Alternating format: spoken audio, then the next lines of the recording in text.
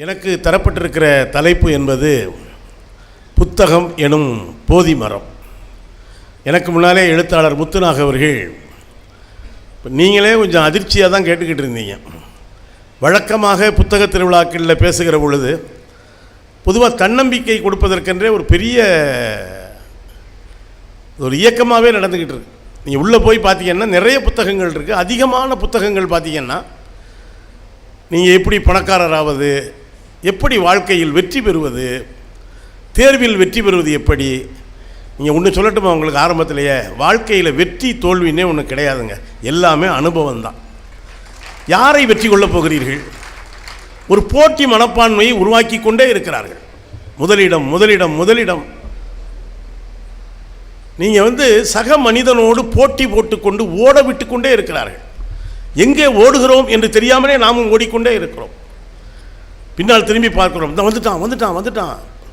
இங்கே பிள்ளைகளை கொஞ்சம் பாடாப்படுத்துகிறோம். நம்ம இங்கே புத்தகம் எனும் போதி மரம்னு நம்ம சொல்கிறோமே, பிள்ளைகளை போய் கேட்டு பாருங்கள், புத்தகத்துக்கும் அவனுக்கும் நல்ல உறவு இருக்கா? புத்தகங்களை பிள்ளைகள் நேசிக்கிறார்களா? அல்லது நீங்கள் நேசிக்க விடுறீங்களா? உங்களால் பிள்ளைகளை அதிகபட்சமாக நீங்கள் தருகிற வன்முறை என்பது, வாய முறா, புத்தகத்தை எடுத்து படுறான். எப்படி அவன் படிப்பான்? உங்கள் மேலே இருக்க கடுப்பை பூரா புத்தகத்தை மேலே காட்டுறான். புத்தகத்தில் பிரிக்கிற பொழுது ஒரு வாசனை வரும்ல, அது என்றைக்காவது அந்த பிள்ளைக்கு நம்ம சொல்லி, நான் ஏதோ நான் ரொம்ப நல்லவன் மாதிரியும் ஒரு உங்களை சொல்கிற மாதிரி என்னையும் சேர்த்தா நான் சொல்கிறேன். இன்னும் சொல்ல போனால் எங்கள் அப்பாலாம் ஒரு கொடூரமான ஆள். புதிய புத்தகத்தை அவர் ஒருபோதும் எனக்கு வாங்கி கொடுத்ததே இல்லை. எங்கள் குடும்ப சூழ்நிலை அப்படி. எனக்கு நான் படித்த புத்தகம் எல்லாமே கடவுள் மாதிரி, ஆதியும் இருக்காது அந்தமும் இருக்காது, அட்டையும் இருக்காது, கடைசி பக்கமும் இருக்காது. ஆதியும் அந்தமும் இல்லாத அருப்பெரும் ஜோதி. இந்த மாதிரி இப்போ அநேகமாக தேர்வுகள் நடந்துக்கிட்டு இருக்கு. இப்போ இந்த கோடைக்காலம் முழுவதும் எங்கள் அப்பா வீடு வீடாக போவார். ஒவ்வொரு புத்தகமாக வாங்கி, தமிழ்நாடு பாடநூல் கழக தலைவர் கூட அவ்வளவு ஆழமாக ஆய்வு பண்ண மாட்டார். இதில் எத்தனை பக்கம் இருக்குது, அதில் எத்தனை பக்கம் இருக்குது, ஏதோ இதில் கோடு போட்டிருக்காங்க. இங்கே சில நூலகத்துக்கு போனால் பின்னால் எழுதியிருப்பாங்கல்ல, இந்த புத்தகம் வச்சிடாதன்னு சொன்ன பொழுது அவர் என்ன சொன்னார்? புத்தகங்களே புத்தகங்களே, குழந்தைகளை கிழித்து விடாதீர்கள் என்று தான் கவிக்கோ சொன்னார். இந்த புத்தகத்துக்கும் மனிதர்களுக்கும் இடையிலான இடைவெளியை கொஞ்சம் குறைக்கிற முயற்சியில் இப்போ மரியாதைக்குரிய தோழர் முத்துநாக பேசினார். போகிறப்ப சொன்னார், எங்கள் பொதுச் செயலாளர் ஆதவன் சொல்கிறார், மீசை என்பது வெறும் மயிர். இப்போ சமீபத்தில் கூட அந்த வார்த்தை, நிமிஷ வச்ச ஆம்பளையா. நான் நிறைய இப்போ சகோதரியெல்லாம் வந்திருக்காங்க. ஒரு சமூகம் எவ்வளவு மேம்பட்டு இருக்கிறது என்பதற்கு என்ன அளவுகோல்னா, அந்த சமூகத்தில் எந்த அளவுக்கு பெண்கள் உயர்நிலையில் வைத்து மதிக்கப்படுகிறார்களோ அந்த அளவுக்கு சமூகம் முன்னேறி இருக்கிறது என்று பொருள். இன்றைக்கு உண்மையிலேயே பல மாவட்ட ஆட்சியர்களாக, நம்முடைய பெரம்பலூர் மாவட்டம் உட்பட வருவாய் கோட்டாட்சியராக, வருவாய் அலுவலர்களாக பல்வேறு பொறுப்புகளில் பெண்கள் வந்திருக்கிறார்கள். இது அவ்வளவு எளிதாக நடந்து விட்டதா? ஆண் என்பது ஒரு பெருமிதமாக தொடர்ந்து கட்டமைக்கப்படுகிறது. ஆண்மை அழியணுங்க. முதல்ல ஆண் என்கிற அந்த ஆதிக்க மனநிலை முதலில் ஒழிக்கப்பட வேண்டும். நீங்கள் வெண்ணிலான்னு ஒரு தோழர் கவிதை எழுதினாங்க. பேப்பர்காரர் வந்தால் அப்பாவிடமும், காய்கறிக்காரர் வந்தால் அம்மாவிடமும் போய் சொல்ல வேண்டும் என்று யாரும் சொல்லித்தராமலே தெரிந்து கொள்கின்றன குழந்தைகள். என்னைக்காவது பேப்பர்காரர் வந்திருக்காரு. நீங்கள் பழைய நமது குடும்பம்னு ஒரு படம் முன்னாலெல்லாம் இருக்கும், இப்போ இல்லை. அதில் என்ன பண்ணுறாரு? இவர் அப்பா ஈசி சேரில் பேப்பர் படிச்சுக்கிட்டு இருப்பார். இவள் அம்மா காய்கறி நறுக்குகிறாள். இவன் தம்பி விளையாடுகிறான். இவள் தங்கை வீடு பெருக்குகிறாள். இந்த குடும்பம் விளங்குமா? ஏன் அப்பா எப்போவுமே பேப்பர், அது அரை தூக்கத்திலேயே பேப்பர் படிக்குது. தம்பி தங்கை ரெண்டு பேரும் விளையாடுவது தானே எங்கள் குடும்பம். எதுக்காக சொல்கிறேன்னா, என்னடா ஆரம்பத்திலேயே ரொம்ப கோபமாக இருக்குன்னு நினைக்காதீங்க. மகிழ்ச்சியோடு தான் நான் இந்த புத்தக திருவிழாக்களிலே பங்கேற்று கொண்டு இருக்கிறேன். இந்த முத்துநாகனுடைய பேச்சு அவர் கூட சொன்னார், எப்படியெல்லாம் இந்த நாவிதர்கள் வண்ணார்கள் இங்கே அரியலூரில் கடந்த வாரம் மரியாதைக்குரிய நம்முடைய முதல்வர் அவர்கள் அனிதாவின் பெயரால் ஒரு அரங்கத்தை துவக்கி வைத்தார். நான் இந்த பகுதியை கடக்கிற பொழுதெல்லாம் அனிதாவை நினைத்து மனதுக்குள் அழுது கொண்டே போகிறேன். நீங்கள் தேர்வு என்பது எவ்வளவு கொடூரமாக மாறி இருக்கிறது. அந்த குழந்தை படிக்கிற ஒரு படத்தை நீங்கள் பார்த்துருக்கீங்களா? அனிதா இறந்த பொழுது, தற்கொலை செய்து கொண்ட பொழுது ஒரு படம் நிறைய, அந்த மகளினுடைய படம் நிறைய வந்தது. ஒரு புத்தனை போல என் மகள் படித்துக் கொண்டிருக்கிற காட்சியை நான் பார்த்தேன். அனிதா அரங்கம் என்று பெயர் வைத்தவுடன் கூட ஒரு பத்திரிகை எழுதியிருந்தாங்க, அப்படி வைத்திருக்கக்கூடாது, ஒரு மருத்துவக் கல்லூரிக்குள் நுழையக்கூடாது என்று தடை செய்யப்பட்டு தான் அனிதா தன்னுடைய உயிரை மாய்த்து கொண்டால் உச்சநீதிமன்றம் வரை போய் போராடி விட்டு வந்தாள். என்ன தெரியுமா சொன்னாங்க? அப்படி சொல்லக்கூடாதுங்க, ஏன்னா அந்த குழந்தை நீட்டில் பாஸ் பண்ணலை, நீட்டில் பாஸ் பண்ணால் தான் அரங்கத்தில் பேர் வைக்கணும்னு ஏண்டா இருக்குது. இங்கே முத்துநாதன் சொன்னார்ல, தமிழ் சமூகத்தில் ஒரு மரபு இருக்குங்க, நடுகள் வைப்பது. யாருக்கு தெரியுமா நடுகள் வைப்பாங்க? ஒரு சமூகத்துக்கான உரிமை போரில் யார் தன்னுயிரை பறி கொடுக்கிறார்களோ அவருக்கு நடுகள் வைப்பது தமிழ் சமூகத்தினுடைய மரபு. இன்னமும் கூட பல ஊர்களில் கிடைக்கிற நடுகளில் ஒரு புலியை வெட்டி ஒரு மனிதன் இறந்து போகிற வெட்டுகிற காட்சியை நீங்கள் பார்த்துருப்பீங்க. அவன் விவசாயத்தை பாதுகாப்பதற்காக அந்த ஊருக்காக செத்துருப்பான், அவனுக்கு நடுகள் வைப்பாங்க. அதுபோல் பல பெண் தெய்வங்கள், கொலை செய்யப்பட்டு அல்லது தற்கொலை செய்து கொண்ட தெய்வங்கள் பிறகு கடவுளாக கும்பிடப்படுகிறது. அதுபோல் அரியலூர் மருத்துவக் கல்லூரியில் அன்பு மகள் அனிதாவுக்கு திறக்கப்பட்டிருக்கிற அரங்கம் இந்த தமிழ் சமூகம் வைத்திருக்கிற நடுகள் என்று பொருள். நடுகள் என்பது ஒற்றைக்கல்லாகத்தான் இருக்க வேண்டும் இல்லை, அது ஒரு அரங்கமாக இருக்கலாம். அந்த பெயர் யாரையோ டிஸ்டர்ப் பண்ணிக்கிட்டே இருக்கு, தொந்தரவு செய்து கொண்டே இருக்கிறது. இங்கே மயிர் குறித்து முத்துநாக பேசினார், தயிர் கூட சொல்ல முடியுமான்னு தெரியலையே. இன்றைக்கி ஒரு சர்ச்சை ஓடிக்கிட்டு இருக்கு, தயிர் பாக்கெட்டுகளில் கேர்டு என்று எழுதக்கூடாது, தகி என்று இந்தியில் தான் எழுத வேண்டும். அதை வட மாநிலத்தில் எழுத சொன்னால் பரவாயில்லைங்க, தப்பு கிடையாது.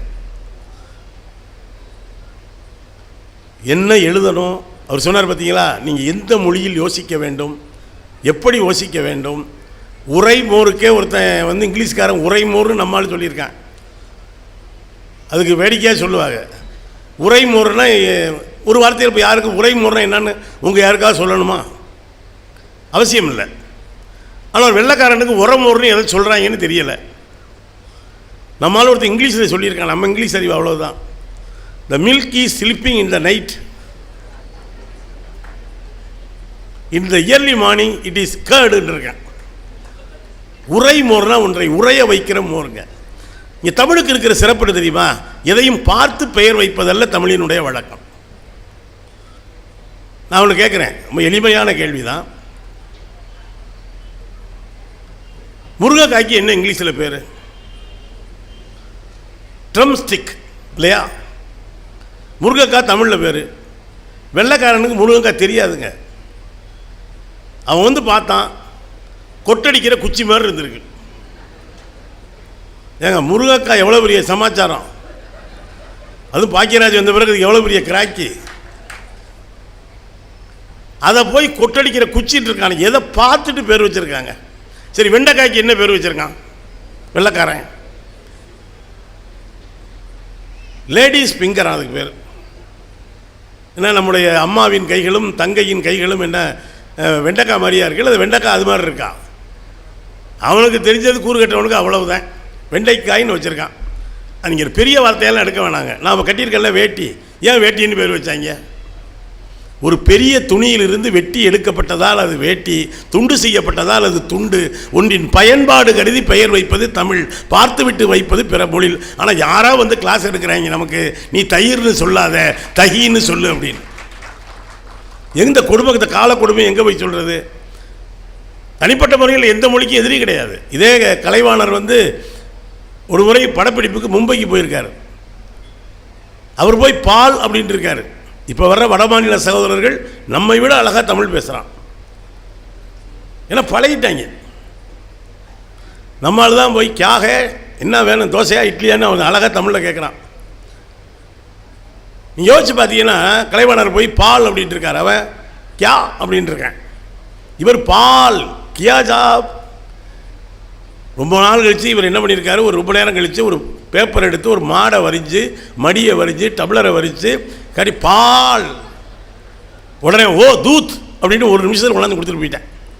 தேவை ஏற்பட்டால் எந்த மொழியும் படிக்கலாமுங்க. ஆனால் மொழியோ உணவோ வம்ப வாயில் வச்சு திணிச்சா வாந்தி தான் வருமே தவிர அது ஒருபோதும் செரிக்காது. நீ எதையாவது என் உடம்புல தயிர் தகி அப்படின்னு உணர்த்திட்டா நகின்னு தான் இந்த செல்வகுமார் எழுதியிருக்கார். நீ தகின்னு சொன்னால் நம்மால் நகின்னு தான் சொல்லுவான். தேவைப்பட்டால் நான் மும்பாய்க்கு போனால் படிச்சுட்டு போகிறேன். என்ன நம்ம சொல்கிறாங்க இங்கே, ஏங்க ஹிந்தி படித்தா தாங்க வேலை கிடைக்கும், நல்லது. இங்கே பானிபூரிக்கிற வைக்கிற சகோதரனும் பாலம் கட்டுற சகோதரனும் அங்கேயே ஒரு நல்ல வேலையை கொடுத்து வச்சுக்க வேண்டியது தானே. எப்படி தெரியுமா, நான் ஒருவேளை டெல்லிக்கு போனால் ஹிந்தி பேசுவாங்க, எப்படி அதில் கூட ஒரு தப்பு கிடையாது, எந்த மொழிக்கும் எதிரி கிடையாது. ஆனால் போனால் தானே, போகாதனதுக்கு ரொம்ப படிக்க சொல்கிற. இந்த சினிமாவில் பார்த்தா 2 பேர் காதலிப்பாங்க, கதாநாயகனும் கதாநாயகியும். அவங்க மரத்தை சுற்றி ஓடினாலோ உட்காந்து எந்திரிச்சு ஆடினாலோ அதில் ஒரு அர்த்தம் இருக்குது. ஆனால் அவங்களுக்கு சம்பந்தமே இல்லாமல் ஒரு 100 பேர் பின்னால் ஆடிக்கிட்டு இருப்பாங்க. பார்த்தீங்களா, கிட்டத்தட்ட நம்மளே குரூப் டான்ஸ் தான் ஆட விடுறாங்க. இப்போ எவனோ 2 பேர் டெல்லியில் போய் வேலை பார்ப்பாங்கிறதுக்காக ஏன்டா எங்களை வங்குலையாக ஆட விடுறீங்க பின்னால்? வேலை கிடைச்சா நீங்கள் முதல்ல மீனாட்சி அம்மன் கோயிலில் பாசி பண்ணி வைக்கிற குழந்தை 18 பாஷை பேசுகிறான். முகத்தை பார்த்தோன்னு தெலுங்குனா தெலுங்கில் கேட்குறா, ஹிந்தினா ஹிந்தியில் கேட்குறா, கன்னடம்னா அவளுக்கு யார் சொல்லி கொடுத்தா? நண்பர்களே, நான் முதல்ல சொன்னேன்ல, ஏன் புத்தகம் ஒரு போதி மரம்? நான் முதல்ல சொல்லிடுறேன், நம்ம நிறைய புனை கதைகளை உருவாக்கியிருக்கோம். இங்கே புத்தர் ஒன்றும் போதி மரத்தின் அடியில் போய் உட்கார்ந்தவுடன் ஞானம் பெறவில்லை. நம்ம எல்லாம் நினச்சிக்கிட்டு இருக்கோம்ல, நம்ம ஒரு ஆள் ஒரு மரத்தை தேடுறாங்க, எந்த மரத்தில் போய் உட்காந்தா நமக்கு போதி மரம் கிடைக்கும் என்று. வாழ்க்கை என்கிற மரத்திலிருந்து தான் புத்தபிரான் அறிவையும் கல்வியையும் பெற்றாரே தவிர ஒரே நிமிஷத்தில் யாருக்கும் ஞானமோ அறிவோ வந்து விடாது. புத்தன் 80 வயதுக்கு மேல் வாழ்ந்தார். புத்தனை போல நடந்த கால்கள் வேறு இல்லை. அறிவையும் ஞானத்தையும் ஒரு மரத்தின் அடியில் சென்று உட்கார்ந்து பெற்றுக்கொண்டவன் இல்லை புத்தபிரான். நீங்கள் அண்ணல் அம்பேத்கர் புத்தரும் அவரது தம்மமும் ஒரு புத்தகம் எழுதியிருப்பார், தயவு செய்து படித்து பாருங்கள். மூல பௌத்தத்தை நோக்கிய பயணம் அது. மகாயானத்துக்கு எதிரான அம்பேத்கருடைய போர் பிரகடனம் தான் புத்தரும் அவரது தம்மமும் என்கிற புத்தகம். நீங்கள் புத்தகத்தை ஒரு முத்துநாகனுடைய சுளுந்தியை படிச்சிங்கன்னா தான் எவ்வளவு தகவல்கள். இங்கே சாதாரணமாக பல போலீஸ் கேஸுகளுக்கே இந்த சலவை தொழிலாளியினுடைய குறி பயன்பட்டுருக்கு தெரியுமா உங்களுக்கு? கடந்த காலத்தில் அவர் போகிற போக்கில் ஒன்று சொல்கிறார், எதிர்காலத்தில் அதிகமாக தோல் நோய் உங்களுக்கு வரப்போகிறது, அதற்கு காரணம் நீங்கள் துவைக்கிற முறை. வரலாம், புதுசு புதுசாக வியாதி வரத்தான் போகுது, மருத்துவமனைகளும் வரத்தான் போகுது, மருந்துகள் விற்பனையாகத்தான் போகுது. இந்த சர்க்கரை நோய் அதுக்கு மருந்தே இல்லைம்பாங்க, ஆனால் பக்கம் பக்கமாக எழுதிக்கிட்டே இருப்பாங்க. என் பையனை ஒரு மருத்துவங்கிற சொல்கிறேன், அதுக்கு என்ன தாண்டா வைத்தியம், அது வந்தால் போகாதுப்பா, அப்புறம் விட்டுருக்கலாடா பேசாமல் அப்படின்னா அது எப்படி விட முடியும்? ஏன்டா எத்தனை பேர் கம்பெனி நடத்திக்கிட்டு இருக்காங்க, அதெல்லாம் விட முடியாதுப்பா.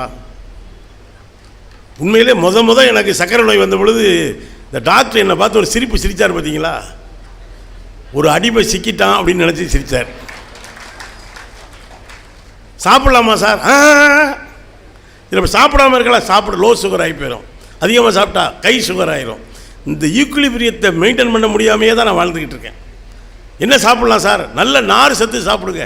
நான் கேட்டால் தேங்காய் பட்டை சாப்பிட்லாமா சார் அப்படின்னு. அதை தவிர பாக்கியெல்லாம் சாப்பிடுங்கிறார். இங்கே காலையில் பெரம்பலூருடைய பெரு வீதிகளில் பாருங்கள், அது மாவட்ட ஆட்சியர் அலுவலகம். நான் 2-3 முறை தங்கியிருக்கேன். வாக்கிங் போகிற நல்ல வசதியாக இருக்குது. ஆளுங்க பூரா டவுசரை போட்டு படு வேகமாக போய்கிட்டு இருக்கு. எங்கேயா போகிற? போய்கிட்டு இருக்கேயா. எதுக்கு போகிற? போகலைன்னா போயிடுவேன்ட்டாங்க, அதுக்காக தான் போய்கிட்டு இருக்கேன். யார் சொன்னா? டாக்டர் தான். அவர் எங்கே? அவரும் இந்த பின்னால் தான் வந்துக்கிட்டு இருக்காரு. ஆளுங்க பூரா என்ன வேகத்தில் போகுது பாருங்க. பாண்டியன் எக்ஸ்பிரஸ் ரயிலில் பார்த்தா 2-3 பெரிய மனுஷங்க பேசுகிறது. அப்புறம் உங்களுக்கு எவ்வளோதுங்க இருக்குது? நமக்கு 350 தாண்டி போய்கிட்டு இருக்குங்க. ஏதோ வடபாதிமங்கலம் சக்கரகால ஓனர் மாதிரி பேசிக்கிட்டு வருதுங்க. புதுசு புதுசாக நோய் வருதுங்க. ஆனால் வள்ளுவன் தானேங்க சொன்னான், மருந்தன வேண்டாவாம் யாக்கைன்னு தானே சொன்னான். ஏன் தமிழ்னு சொல்கிறோம், அல்லது ஏன் புத்தகம் படிங்கன்னு சொல்கிறோம்? நீங்கள் ரொம்பலாம் தமிழ் படிக்காட்டி கூட பரவாயில்ல, 2-3 வார்த்தையை மறந்துடாதீங்க. நான்லாங்க பள்ளிக்கூடத்தில் மதிய உணவு சாப்பிட்ட, ஒருவேளை மதிய உணவு இலவச கல்வியெல்லாம் இல்லைன்னா நம்மளாம் இங்கே வந்து நிற்கிற யோக்கியதையே இல்லாமல் போயிருக்கோம். உண்மையிலேயே முதலமைச்சருக்கு நான் இந்த மேடையின் வழியாக நன்றி சொல்கிறேன். ஏன்னா மதிய உணவு சாப்பிடுகிற பொழுதெல்லாம் காலையில் உணவு போட மாட்டார்களா என்று ஏங்கி சில பேர் சொல்கிறாங்க, பள்ளிக்கூடம் என்ன பள்ளி அறையா, இதுவா மடப்பள்ளியா, அங்கேயே சோறு போடணும் அப்படின்னு. பாரதி தான் சொன்னால், வயிற்றுக்கு சோறிட வேண்டும், இங்கு வாழும் மனிதருக்கெல்லாம் பயிற்று பலகல்வி தந்து இந்த பாறை உயர்த்திட வேண்டும் அப்படின்லாம். அதனால தாங்க காமராஜர் தன்னுடைய மதிய உணவு திட்டத்தை எங்கே தெரியுமா துவக்கினார்? அவர் பிறந்த விருதுநகரில் இல்லை, தலைநகர் சென்னையில் இல்லை, பாரதி பிறந்த எட்டயபுரத்திலே தான் காமராஜர் மதிய உணவு திட்டத்தை துவக்கினார். அந்த மதிய உணவுடைய மனம் இருக்கு இல்லையா, நாங்கள் படிக்கிற காலத்திலெல்லாம் அந்த அமெரிக்கா கொடுக்குற கோதுமை தாங்க மதிய உணவு. 2 குறள் சொன்னால் தான் அவங்க உப்புமாவே போடுவாங்க. அந்த கோதுமைக்கு என்ன தெரியுமா, அதில் சில டெக்னிக் இருக்குது. எடுத்தோடனே உட்காந்துடக்கூடாது, சரியாக கோதுமை வெந்திருக்காது. கடைசியாக உட்காந்துடக்கூடாது, கருகி போயிடும். நடுவை உட்காரணும். சில பேர் அந்த காந்தலுக்காகவே கடைசியாக உட்கார்றவங்களாம் இருக்காங்க. 2 குறள் சொல்லுவாங்க, அகர முதல எழுத்தெல்லாம் ஆதி பகவன் முதற்றே உலகு. இன்னொரு குறள் என்ன தெரியுமா, பகுத்துண்டு பல்லுயிர் ஓம்புதல் நூலோர் தொகுத்தவற்றுள் எல்லாம் தலை. நான் உண்மையிலே சொல்கிறேங்க, இந்த குறளை சொல்கிறப்பெல்லாம் என்ன நினச்சிக்கிட்டு இருந்தேன்னா, திருக்குறள் மதிய உணவுக்காகவே எழுதப்பட்டிருக்கிறது. தம்பிகளே, இருக்கிற மதிய உணவை நீ ஒரு ஆளாக தின்னுட்டு போயிடாத, பகுத்து உண்டு பல்லுயிர் ஓம்புதல். மதிய உணவுக்காகவே திருக்குறள் 2000 வருஷத்துக்கு முன்னாடி எழுதியிருக்காரு அப்படின்னு நான் நினச்சேன். ஏன்னா முதல் முறையாக அண்ணா அவர்கள் ஆட்சிக்கு வந்த பிறகுதான் அரசு பேருந்துகளிலே திருக்குறள் எழுத வேண்டும் என்று உத்தரவிட்டார். அப்போ ஒருத்தருக்கு எதிர்கட்சி எம்எல்ஏ கேள்வி கேட்டார். எதிர்கட்சினா கேள்வி கேட்கத்தானே. நீங்கள் பஸ்ஸில் வந்து யாகாவாராயினும் நாகாக்க காவாக்கால் சோகப்பர் சொல்லிலுக்கு பட்டுன்னு எழுதியிருக்கீங்களே, இது யாருக்கு எழுதுனீங்க? டிரைவருக்கா, கண்டக்டருக்கா, செக்கருக்கா அல்லது பயணிகளுக்கா? அண்ணா தனக்கே உரிய பாணியில் சொன்னார், யாருக்கெல்லாம் நாக்கு இருக்கிறதோ அவர்களுக்கெல்லாம் அந்த குறள் பொருந்தும். யாகாவாராயினும் நாகாக்க. நான் நினச்சேங்க மதிய உணவுக்காகத்தான் வள்ளுவர் எழுதினாருன்னு. இப்போ தாங்க தெரியுது, திருக்குறளுக்கு நிறைய உரைகள் இருக்குங்க. நீங்கள் பரிமேலழகர் உரை, மணக்குடவர் உரை, அநேகமாக நிறைய பேர் எழுதியிருக்காங்க. கலைஞர் உரை இருக்குது, நாவலர் உரை இருக்குது, பேராசிரியர் உரை இருக்குது, எழுத்தாளர் சுஜாதா கூட திருக்குறளுக்கு உரை எழுதியிருக்கிறாரு. எப்படியும் ஒரு 1000 உரைகளாவது இருக்கும். மூவா உரை எழுதியிருக்கிறாரு. அதுதான் அநேகமாக நம்ம அதிகமாக படித்ததாக இருக்கும். மு வரதராசனார், திருநெல்வேலி சைவ சித்தாந்த நூற்பதிப்பு கழகம், அதில் ஒரு வேலை இருக்கும். நான் வாங்கி படித்த திருக்குறளில் வள்ளுவருக்கு நல்லா வளைச்சி பட்டையை போட்டு உட்கார வச்சுருக்குங்க. நான் யோசிச்சு பார்க்குறேங்க, இந்த வள்ளுவர் படம் வந்ததுக்கே ஒரு வரலாறு இருக்குது தெரியுமா உங்களுக்கு? வள்ளுவர் எப்படி இருப்பார்னு யாருக்கும் தெரியாதுங்க. நீ யாராவது பார்த்தீங்களா? ஃபோட்டோ இருக்கா? இல்லை அவர் ஆதார் கார்டு யார்ட்டையாவது இருக்கா? ஆனால் நம்மளாக கற்பனை பண்ணி அவருக்கு ஒரு கொண்டையை போட்டு விட்டு எழுத்தாணியை கொடுத்து, அதில் கதை வேறு. வள்ளுவர் யாருன்னே தெரியலை. இவன் ஒரு ஜோடியை வேறு சேர்த்து விட்ருக்கான். வள்ளுவர் ஒய்ஃபு வாசுகி, இவன் தான் கல்யாணம் பண்ணி வச்சவன். அதுக்கு ஒரு கதை வேறு. ஒரு நாள் வள்ளுவர் சாப்பிட்டுக்கிட்டு இருந்தார். அவங்க வாசுகி தண்ணி அரைச்சிக்கிட்டு இருந்துச்சு. வாசுகின்னு கூப்பிட்டாரு. அந்த அம்மா அப்படியே விட்டு ஓடி வந்துச்சு. ஏன் கொஞ்சம் ஒரு வாளி இறச்சி கீழே கூட வச்சுட்டு வரலாம்ல, ஐயா எங்கே போகிறாரு? அப்படியே விட்டு வந்துச்சான். வந்து என்னங்கன்னுச்சான், அந்த வாளி அப்படியே நின்றுச்சான். ஏன்னா வாசுகியினுடைய கற்பு திறன் அப்படின்ட்டாங்க. அப்படியெல்லாம் கற்புக்கும் வாளிக்கும் சம்பந்தமே இல்லைங்க. இதை படிச்சுட்டு ஒருத்தர் என்ன பண்ணியிருக்கான், திருக்குறளில் படிக்கிற இந்த கதையை மட்டும் கேட்டிருக்கான். எவனோ சொன்ன கதையை. அவங்க வீட்டுக்காரம்மா தண்ணி அரைச்சிருக்கு, இவன் உட்காந்துக்கிட்டு சாப்பிட்டுட்டு கருப்பாயின்னு கூப்பிட்டுருக்கேன். வாசுகி அளவுக்கு நம்ம ஒய்ஃபுக்கு கற்பு இருக்கா இல்லையான்னு பார்க்கணும் அப்படின்னு. அந்த பொம்பளை பிள்ளை கூறு கட்டவன் கத்துறானே, போனால் லேட்டாக போனால் கத்துவானேன்ட்டு விட்டுட்டு ஓடி வந்திருக்கு. பொத்துன்னு வாளி உள்ளே விழுந்துருச்சு. இவனுக்கு பொசுக்குன்னு போயிடுச்சு. என்ன நீ வாசுகி அளவுக்கு இல்லை போல இருக்க, வாசுகி விட்ட வாளி அங்கேயே நின்றுச்சு, நீ விட்ட வாளி பொத்துன்னு விழுந்துருச்சேன்னு இருக்கு. அதுக்கு சொன்னிச்சான், நீ ஒன்றும் வள்ளுவர் அளவுக்கு இல்லைல்ல. ஆனால் ஈத்திர பயிர நீயே ஒரு உன்னை கட்டி உன்னை புருஷனாக வச்சுருக்கிறதே பெரிய விஷயம், இதில் ஒரு வாலியை விடுவாராம், இதில் ஓடி வந்தோன்னே விட்டுருவான். எவ்வளவு கதைங்க. அதுபோல தான் எனக்கு நான் அறிந்த வகையில் கலைஞர் தாங்க வள்ளுவருக்கு ஒரு படம் வரைய சொன்னார். வரைஞ்சிட்டாங்க, ஒரு ஓவியர் அழகாக வரைஞ்சிட்டார். இப்போ திடீர்னு ஒரு சர்ச்சையை கிளப்பிட்டாங்க. அந்த குரூப் தொடர்ந்து இருக்காங்க. என்னங்க வள்ளுவருக்கு பூணூலை காணும்ட்டாங்க. பெரிய அதிகாரிகளை கலைஞர் யோசிச்சார், ஆஹா இதை வச்சு வள்ளுவர் படத்தையே கெடுத்து விட்ருவாங்க போட்டிருக்கேன்னு இந்த ஓவியரை கூப்பிட்டார். மேலே ஒரு துண்டை போட்டு விட்றியான்ட்டார். நான் நடந்த செய்தியை சொல்கிறேங்க. இன்றைக்கி என்னுடைய தமிழ்நாடு அரசு அலுவலகங்கள் இருக்கிற வள்ளுவர் அப்படித்தான் வந்தார். வந்து கேட்பாங்க, எங்கள் பூணூலை காணும்னா துண்டுக்குள்ளே இருக்குன்னு சொல்லியிருக்கு, முடிஞ்சால் துண்டை எடுத்து பூணூலை பார்த்துக்கிட்டுட்டார். பல பேர் துண்டை எடுக்க பார்த்துருக்காங்க, முடியலை. நான் அறிந்த வகையில் வள்ளுவனுடைய அறத்துப்பாலையும் பொருட்பாலையும் இன்பத்துப்பாலையும் படிக்கிற பொழுது அவர் சாமியாராக இருந்திருக்க வாய்ப்பே இல்லை. அப்படி இருந்திருந்தால் ஒருவரை போலிச்சாமியாராக இருந்திருந்தால்தான் அவர் இன்பத்துப்பாலை பற்றி இவ்வளவு எழுதியிருக்க முடியும். நீங்கள் இன்றைக்கி குடும்ப வன்முறை தடுப்பு சட்டம்னு கொண்டு வந்திருக்கோம்லாங்க. இல்லறத்தை பற்றியெல்லாம் அதிகமாக பேசக்கூடாது, தாம்பத்தியம்னு அதுக்கு பேர். ஏன்னா தான் பற்றியது அது, அதெல்லாம் வெளியே சொல்கிறது கிடையாது. எப்போ தெரியுமா? குடும்பத்தில் கணவன் மனைவி உறவு எப்படி இருக்கணும்னா வள்ளுவன் தாங்க சொல்கிறான், காவடி போல் இருக்கணும்னாங்கிறான். என்ன 2 பேரும் காவடி தூக்கிட்டு பழனிக்கு போகிறதா? எப்போ தெரியுமா காவடி நேராக இருக்கும்? அதை வளைத்து வைத்தால் இந்த முனையும் அந்த முனையும் சமமாக இருக்குல்ல, அதுபோல் குடும்ப வாழ்க்கையில் எல்லாமுமே ஆணும் பெண்ணும் அனைத்தும் சமமாக இருந்தால் இல்லறம் நல்லறமாக இருக்கும் என்று பேசிய வள்ளுவன். இங்கே சண்டை, பல குடும்பத்தில் சண்டை வராத குடும்பம் உண்டா?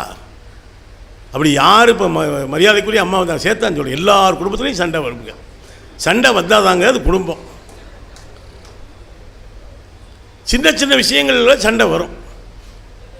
அதனால் முதல் குறள் அகர முதல்னு ஆரம்பித்தோடனே ஊடுதல் காமத்திற்கணும் அதன் மீன் கூடி முயங்க பெரியன்னு தான் வள்ளுவரே எழுதியிருக்கான். ஆனால் அந்த சண்டை எவ்வளவு இருக்கணும்னு எவ்வளோ சொல்லியிருக்காங்க உலகத்தில். சண்டைக்கு நான் சொல்கிறது பெரிய போர் சொல்லலை. கணவன் மனைவி சண்டை எந்த அளவுக்கு இருக்கணும்னா சாப்பாட்டில் உப்பு மாதிரி இருக்கணுங்கிறான். இதை மாதிரி எப்படிங்க சொல்ல முடியும்? நீங்கள் கூட அன்றைக்கி ஒரு யூடியூப் பார்த்து சொல்கிறான், எல்லாத்தையும் சொல்லிவிட்டு உப்பு தேவையான அளவு. அவன் சொல்கிறான், அந்த தேவையான அளவு தெரியாமல் தானடா நானே இருக்கேன், எப்படா கண்டுபிடிக்கிறது தேவையான அளவை? அன்றைக்கி விளையாட்டாக சொல்லுவார், புது கல்யாணமான பொண்ணு சமைச்சு வச்சுருந்துருக்கு. அப்போ தான் ஞாபகம் வந்திருக்கு, புருஷன் கழனி தண்ணி குடிக்கிற மாதிரி குடிச்சிக்கிட்டே இருக்கான். என்னங்க நான் ரசத்தில் புளி கரைக்க மறந்துட்டேன், ஒன்றுமே சொல்லாமல் சாப்பிட்றீங்களே அப்படின்னு. அதுக்கு அவன் சொன்னானா, நீ ரசம் வைக்க போகிறேன்னு சொன்னோடனே அடி வயிற்றில் புளியை கரைச்சிருச்சு, நீ தனியாக வேறு எதுக்கு புளியை கரைக்கணும்னு நான். அவன் இப்படி பேசுகிற திருக்குறள், அதில் ஒரு குறள் தாங்க. ஏன் தமிழன் உயர்ந்து தனித்து நிற்கிறான்னு சொன்னால், பிறப்பு ஒக்கும் எல்லா உயிர்க்கும் என்கிற அந்த சமத்துவ சிந்தனை. பிறக்கிற பொழுது எல்லோரும் ஒரே மாதிரியாகத்தான் பிறக்கிறோம். அதுபோல் யாதும் ஊரே யாவரும் கேளீர் என்கிற சிவகங்கை மாவட்டத்தினுடைய மகிபாலன்பட்டியில் பிறந்த கணியன் பூங்குன்றனார்.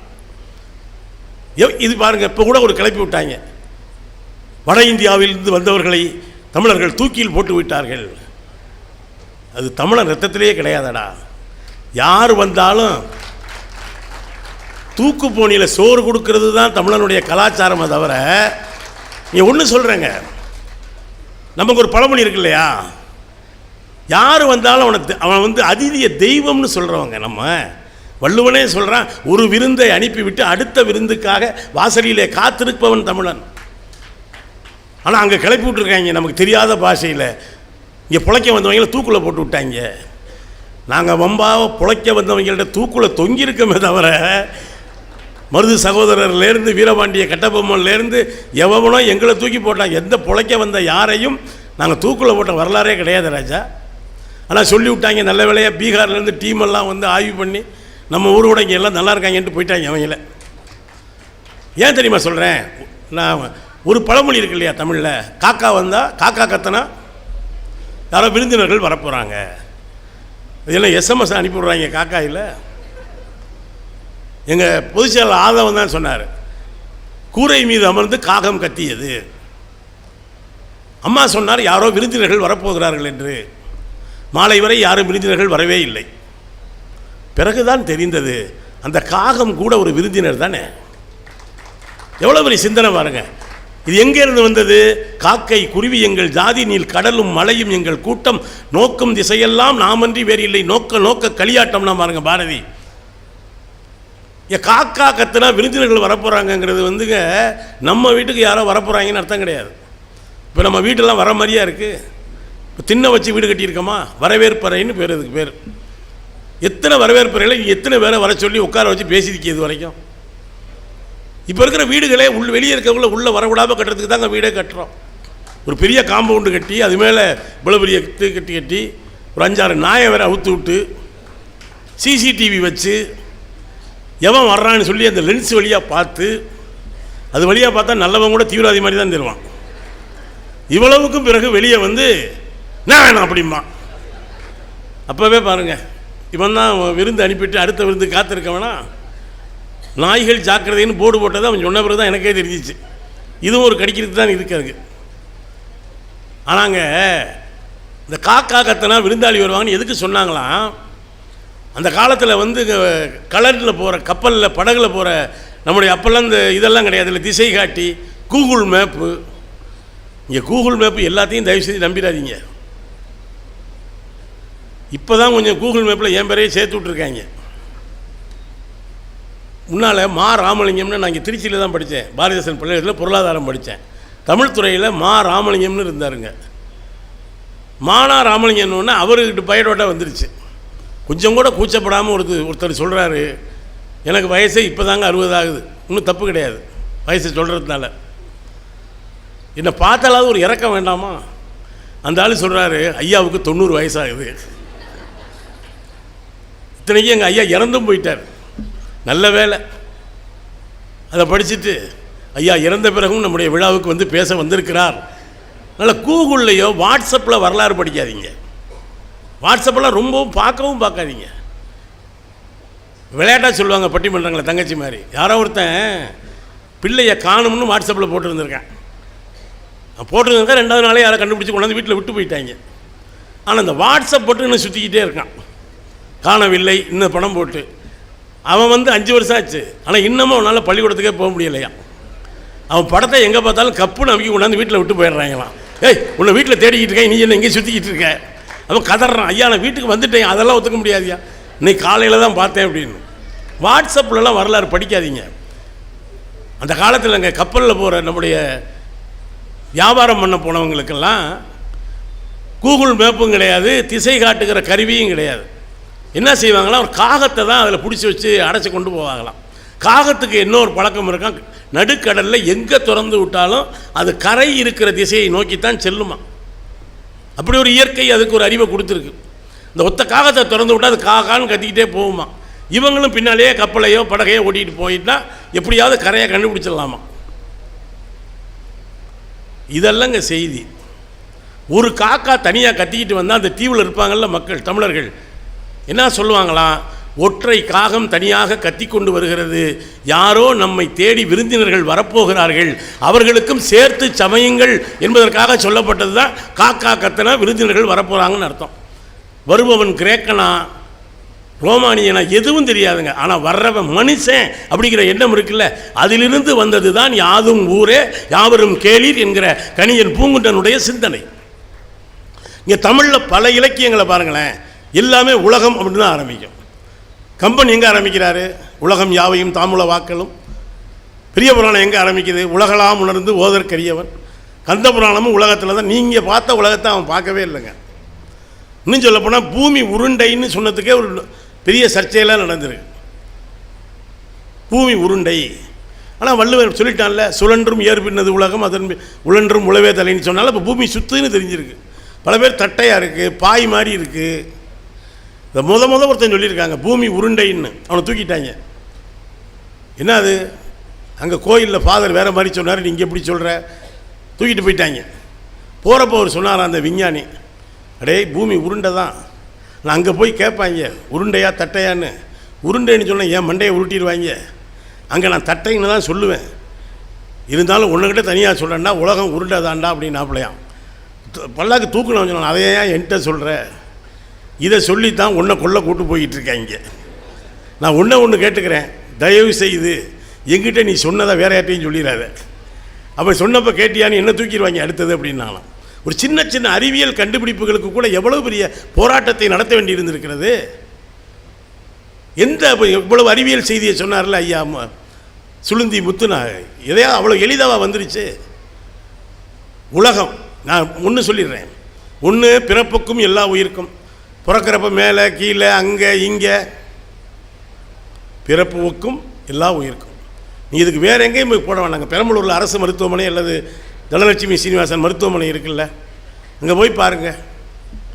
அது என்னுடைய 2 குழந்தைகளுமே அரசு மருத்துவமனையில் தான் பிறந்தாங்க. இப்போ நம்ம வசதிக்கு அங்கே தான் பிறக்க முடியும்னு வைங்க. அங்கே பார்த்தீங்கன்னாங்க ஏடிஎம் மிஷின் மாதிரி பிள்ளைய வந்து விழுவுதுங்க, பொத்துன்னு. நைட்டு 12 மணிக்கெல்லாம் பார்த்தீங்கன்னா வெளியே அங்கே ஆம்பளையால் நின்றுக்கிட்டு இருக்கும், பொம்பளையால் அங்கே கத்திக்கிட்டு கிடக்கும். இது சொல்லுவாங்க, யாரா ராமசாமி? இந்த நர்சம்மா வந்து கேட்கும், ஐயா அம்மா நான் தான்ம்மா, ஒரு பொம்பளை பிள்ளை பிறந்திருக்கலாம், சந்தோஷங்க. சரி ஒரு காப்பி வாங்கிட்டு ஓடு.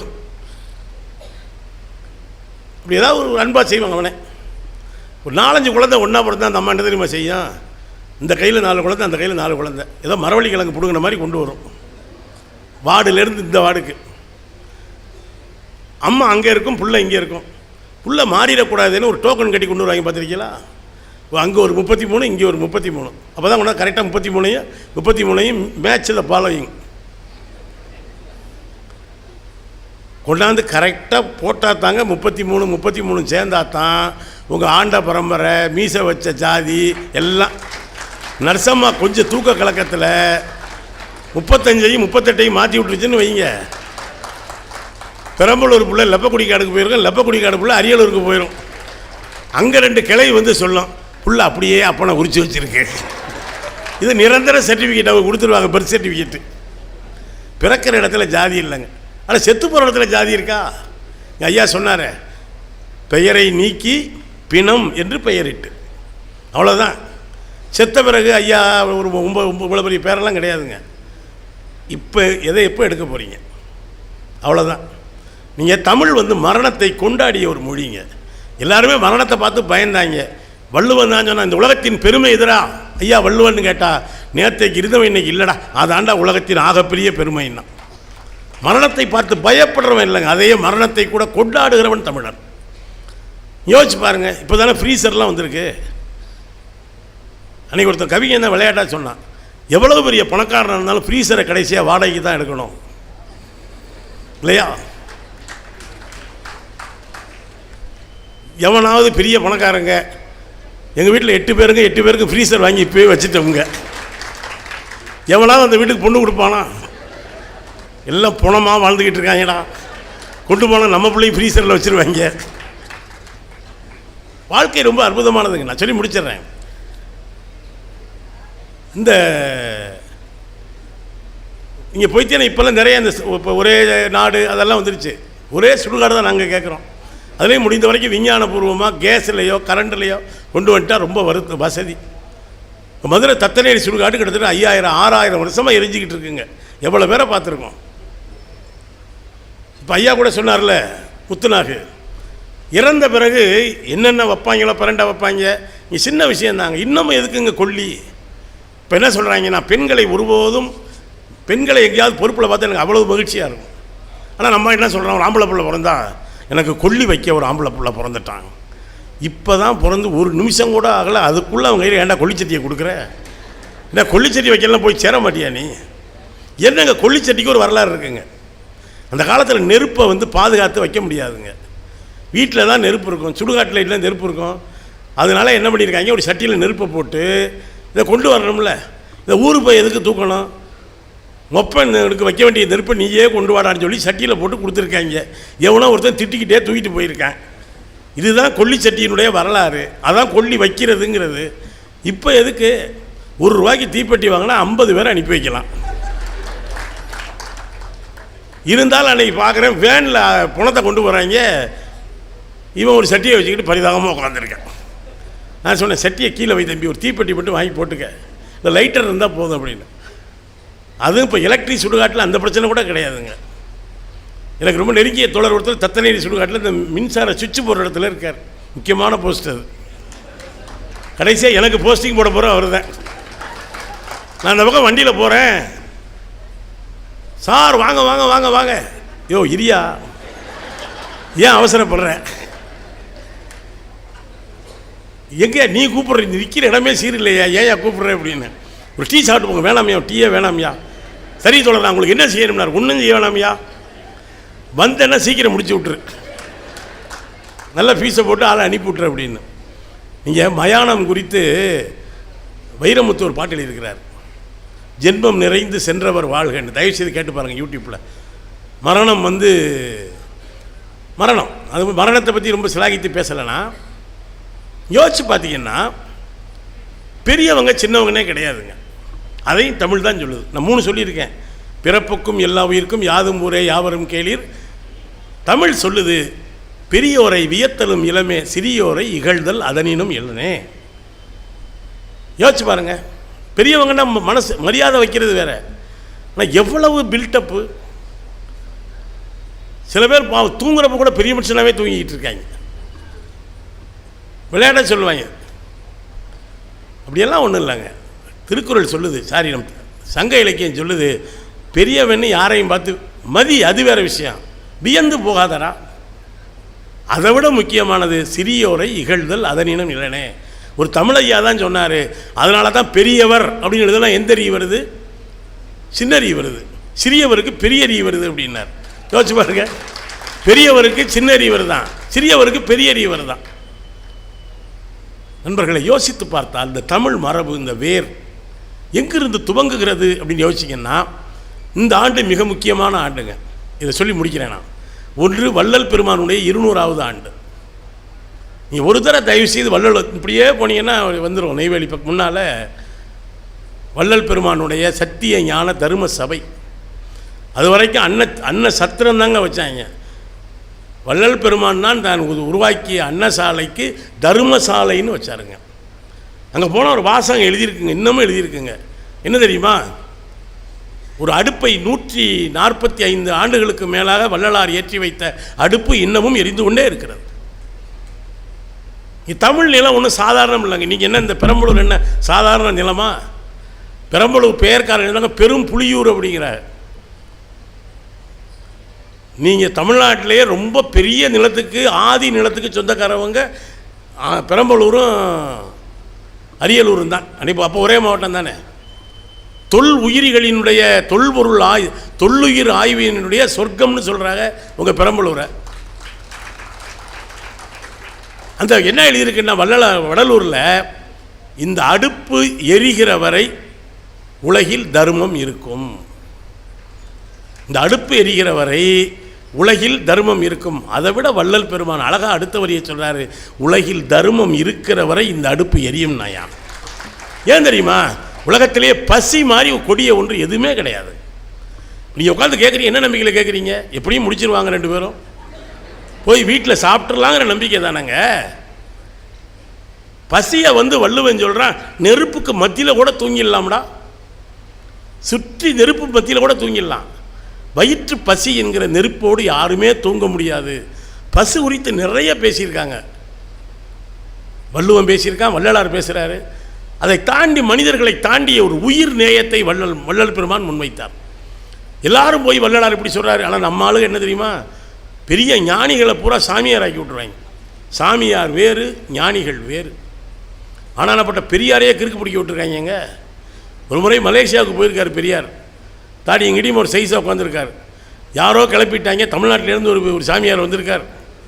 கேட்டவரை டக்கு டக்குன்னு கொடுக்குறாரு. அதுலேயும் அவர் குழந்தை வர ஸ்பெஷலிஸ்ட் அப்படின்ட்டாங்க. டாக்டரில் குழந்தைகள் ஸ்பெஷலிஸ்ட் இருப்பாங்கல்ல. ஒரு நாள் உட்காந்துருக்காரு மால்காவில். ஒரு அம்மாவும் பிள்ளையை கூப்பிட்டு வந்துருச்சு. ஐயா வணக்கம்யா, சொல்லுமா, நல்லா இருக்கியாம்மா? இல்லைங்கய்யா, நீங்கள் தானே தமிழ்நாட்டிலேருந்து வந்திருக்கீங்க. ஆமாம்மா, என் கொள்கையை சொல்ல வந்திருக்கம்மா. சொன்னாங்க ஐயா. என்னம்மா சொல்லுங்கம்மா. இல்லைங்கய்யா, பொண்ணுக்கு கல்யாணமாகி 10 வருஷம் ஆகுது, இன்னும் பிள்ளையே இல்லை. அப்படியாம்மா, நல்ல டாக்டரை பார்க்கம்மா. அதெல்லாம் பார்த்தாச்சுங்கய்யா, அதான் உங்களை பார்க்கலான்னு வந்தோம். சொல்லிக்காரு, என்னை பார்த்து என்னம்மா ஆக போகுது? இல்லைங்கய்யா, நீங்கள் ஒரு வார்த்தை சொல்லுங்கய்யா. இதில் என்னம்மா ரெக்கமெண்டேஷன் பண்ண என்னம்மா இருக்குது இதில்? இல்லைங்கய்யா, நீங்கள் ரொம்ப அப்போவே சொன்னாங்கய்யா. என்ன சொன்னாங்க? அவ்வளோ ஈஸியாக ஒத்துக்க மாட்டார். எப்படியாவது கையை காலை பிடிச்சி அமைக்கிறேன் அவரை. கடைசியாக அவர் சொல்லியிருக்காரு, எனக்கே பிள்ளை இல்லைம்மா, ஒரு குழந்தை பிறந்து இறந்து போச்சு. ஐயாவுக்கு வந்து நாகம்மாவுக்கு ஒரு குழந்தை பிறந்து சின்ன வயசில் இறந்து போயிட்டாங்க. நானே வேணாம் விட்டுட்டேம்மா, என்ன போய் கேட்குறிய? இல்லைங்கய்யா, நீங்கள் எப்படியாவது பார்த்து. அவர் உடனே சொல்லியிருக்காரு கடைசியாக, இப்படி தான் இம்சியை தவிர்க்கிறது. சரிம்மா, புருஷனோட சந்தோஷம் வருமா, புள்ள பிறக்குமா, போயிட்டு வாம்மா, இது போதுங்க, இந்த ஒத்த வார்த்தை போதுமையா, இது என்ன பெரிய ரகசியமா, போயிட்டாராம். அதுபோல் வள்ளல் பெருமானை என்ன பண்ணியிருக்காரு, இவர் செத்தால பூரா கிளப்பி விட்றாருட்டாங்க. பார்த்தா அடுத்த நாள் பார்த்தா வடலூரில் பார்த்தா கொண்டாந்து அடிக்கிட்டாங்க பணத்தை. சில பேர் அன்பாக கொண்டாந்து வச்சுக்கிறோங்க. ஒரு ஆள் சொல்கிறேன், ஐயா முதல்ல இதை எழுப்பிவிடுங்க ஐயா, வேணுங்கிற காசை வாங்கிக்கலாம். ஏன் வீட்டு சாவி எங்கே வச்சுன்னு தெரியாமல் சொல்லி செத்து போயிட்டான். பீரோ சாவி முக்கியமாக வேணுமையா, எப்படியா எழுப்பிவிடுங்க, 10,000 வாங்கிக்கியா. வள்ளல் பெருமான் நோட்டீஸ் போட்டு ஊராக கொடுத்தாரு, இறந்தவனை இறந்தவர்களை பிழைக்க வைக்கிற ஆற்றல் எதுவும் எனக்கு இல்லைன்னு வள்ளலார் எழுதி கொடுத்தார். ஒரு வெள்ளைக்கார தாசில்தாருங்க, என்னடா அந்த சாமியாரை பற்றி இவ்வளவு பேசுகிறாங்களே அப்படின்ட்டு என்ன தான் சொல்கிறாருன்னு சொல்லி ஒரு 8 மணிக்கு உபதேசம் பண்ணுவாருங்க வடலூர் சத்திய ஞான தர்வசியில் உட்காந்து. இன்றைக்கி என்ன தான் இருந்தாலும் பேசுகிறாரு கேட்போம்னு சொல்லி கிளம்புறாப்புல ஏதோ லேட் ஆகி போச்சு. குதிரையை அடின்னு அடித்து அந்த குதிரையினுடைய உடம்புலேருந்து ரத்தம் வருதுங்க. வந்து அவ்வளவு வேகமாக வந்து உட்காந்து அந்த தாசில்தார் வெள்ளைக்கார தாசில்தார் உட்காந்துருக்காரு. வள்ளலாருக்கு தெரிஞ்சு போச்சு. அந்த குதிரையை இங்கேருந்தே அவர் பார்த்துட்டார். எதுவுமே பேசாமல் அந்த குதிரையின் முன்னால் விழுந்து வணங்கி, என் பொருட்டு அல்லவா உனக்கு இவ்வளவு பெரிய துயரம் அப்படின்னு சொல்லி அந்த புண்ணில் அப்படியே தடவி கொடுத்து மருந்து போட்டாராம். பிறகு சொல்லிட்டு வந்து அந்த தாசில்தார்கிட்ட கேட்டாராம், என்னங்க தெரிஞ்சுக்கணும் அப்படின்னு. தாசில்தார் சொன்னாராம், எதுவுமே தெரிஞ்சுக்க வேணாமுங்க, நீங்கள் எப்படி மனித உயிர்களை தாண்டி மற்ற உயிர்களை நேசிக்கிறீர்கள் என்று தெரிந்து கொள்ளத்தான் வந்தேன். ஒரு வார்த்தை கூட சொல்லாமல் உங்கள் செயலால் எனக்கு அதை நிரூபித்து விட்டீர்கள் என்று வணங்கிவிட்டு போனாராம்.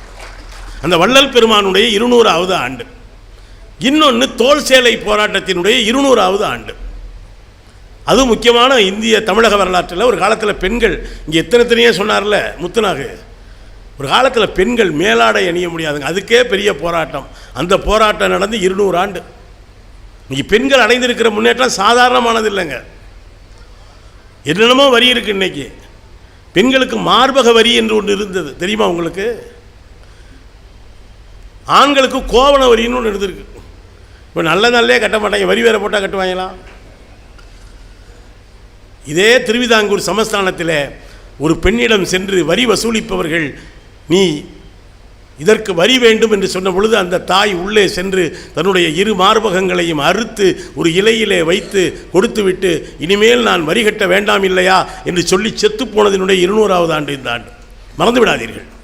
இன்றைக்கி நம்முடைய பெண் குழந்தைகள் ஒரு பள்ளிக்கூடத்துக்கு போகிற பிள்ளைகளை பார்க்கிற பொழுதெல்லாம் என்னை அறியாமலே என் உள்ளம் நெகிழ்ந்து போகிறது. அந்த காலடியை எடுத்து நான் போராட பூரா பிள்ளைகள்கிட்ட சொல்லிக்கிட்டே இருக்கேன், நீங்கள் மத்தியானம் அந்த டிஃபன் பாக்ஸில் கொண்டு வர்றது உங்கள் மதிய உணவு மட்டுமல்ல, ஒரு பரம்பரையின் கனவு தாயே, எப்படியாவது படித்து முன்னுக்கு வந்துட்டு தான் சொல்லிக்கிட்டு இருக்கோம். அதே போல் வைக்கம் போராட்டத்தினுடைய 100வது ஆண்டு. இதே கேரளத்தின் இந்த பகுதியில் அன்றைக்கு தந்தை பெரியார் காங்கிரஸ் கமிட்டியினுடைய தலைவர் இந்த உயர் ஜாதியினுடைய தெருக்களிலே தாழ்த்தப்பட்டவர்கள் செல்ல முடியாது என்று சொன்ன பொழுது தந்தை பெரியார் தான் கேட்டார், உடலிலே மனித கழிவு ஒட்டி கொண்டால் கூட அந்த இடத்தை மட்டும்தானே கழுவுகிறீர்கள், ஆனால் அவர்களை தொட்டால் பார்த்தால் கழுவுகிறீர்களே, அதைவிட மோசமாக நாங்கள் என்று கேள்வி எழுப்பியதனுடைய 100வது ஆண்டு இது. இதெல்லாம் வெறும் ஆண்டுகள், புள்ளி விவரங்கள் இல்லை நண்பர்களே.